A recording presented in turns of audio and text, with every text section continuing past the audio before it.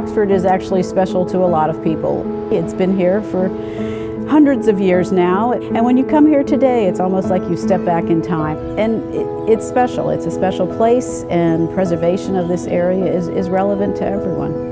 Now, when it comes to flooding, we have different issues in different parts of town. With respect to the current project at the Shoreline, which is the north end of Oxford, there are a lot of concerns. The roadway itself does flood fairly often. We have erosion concerns along the shoreline itself, but there's also an area of a lot of infrastructure. So there's water, sewer, electric, roadway that provides infrastructure, utilities, access to the residents. And protecting that has become really important to the town.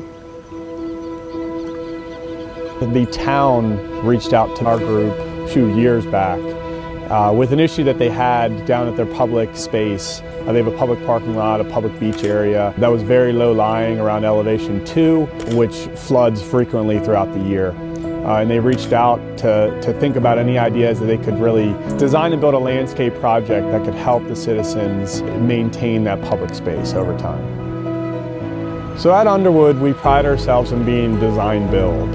When we're sitting down with Cheryl Lewis and managing this project and figuring out how to get it started and how to incorporate the town's input, and during that design process, we're working with the natural resource agencies, the communities, the local government, saying, how do we make this a perfect fit? And then that leads itself into construction, where my team and I build the project.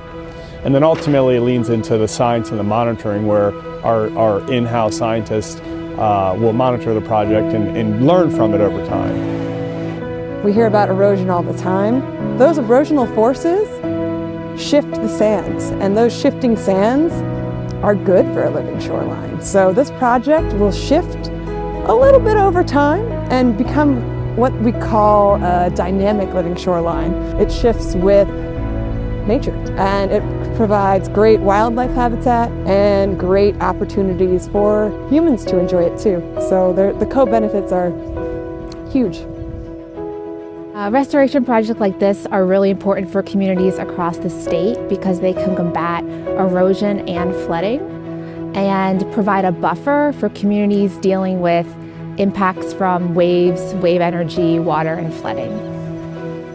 And most importantly for me, it's value in making a project fit the landscape, making a project fit the community needs, make this project as robust and resilient as possible so that next generation can use it. And you can't really get that if you just come in and build it and leave, or you come in, design it, and leave. If you start with the project from the very beginning, you end up having a far more enjoyable project at the end for the community.